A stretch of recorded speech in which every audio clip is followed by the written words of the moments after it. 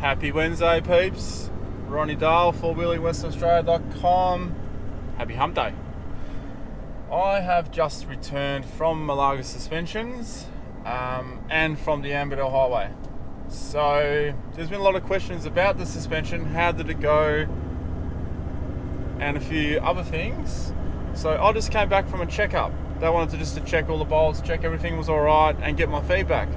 So I'm going to give you the same feedback that I gave the guys there with the Dobinson suspension that's in.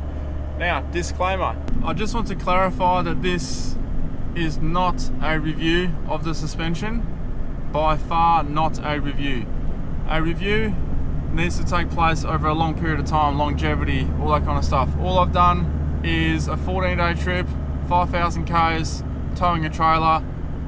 Look, it's a fair, it's a good way to get a first impression, and that's what I'm conveying to you here. This is not a review. Look, people that review something after 5,000 kilometers or a short period of time, beware. There's something else going on behind the scenes, or they just got nothing else to talk about, because you cannot review something just over a short period of time. So there will be a review on this suspension, but this will be probably 85,000 Ks away or something like that. It'll be a while away. How did it go? Good, really good. I've towed more with this new suspension in kilometers than I have without. So, which is a bit strange. It's a bit strange to have that, but that'll change. So I towed the whole time. So my first impressions are from the towing with the suspension off-road. Really bloody awesome, really good. Nice, smooth, soft ride off-road. Look, I could hit washouts faster than I've ever been able to before. And keep in mind, I had a trailer behind me, so my stopping power wasn't the best.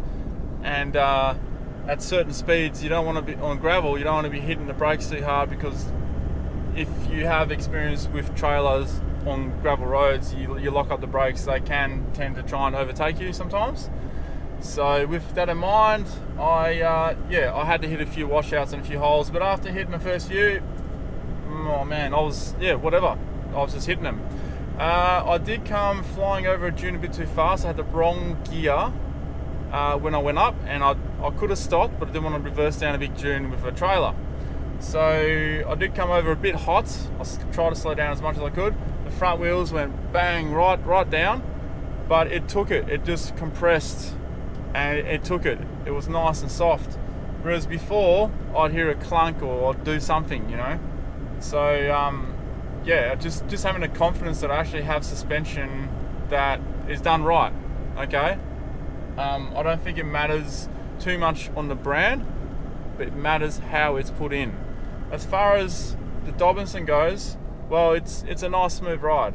I'm happy with them so far, but like I said, a longevity test to come. That's about it. Look, actually on the highway, it's a little bit boaty on the highway, but that's the trade-off, because we've gone for a softer setup for the off-road aspects of things. So on the highway, it's a little bit boaty. It's just like a little lag in the steering or the whole drive of the vehicle, which you get used to pretty quick. It was just the first 500 kilometers I was noticing it. I was fighting the steering wheel too much. Now I'm used to it. I don't even notice it now. And much of that was because the factory panhard rod wasn't keeping the diff to the center of the vehicle. I've now just come from Malaga Suspensions, and they've put a new panhard rod in, and it's centered the diff. It's aligned the diff with the rear diff, and it's now actually staying straight on the road. It's not going off to the left as it used to. All right, I think that pretty much sums everything up. Questions that people asked, I think I've answered all the questions there. So thanks for watching. Comment down below. There will be a Suspensions 101 video to come with all those questions that were asked in the previous video. So thanks for watching.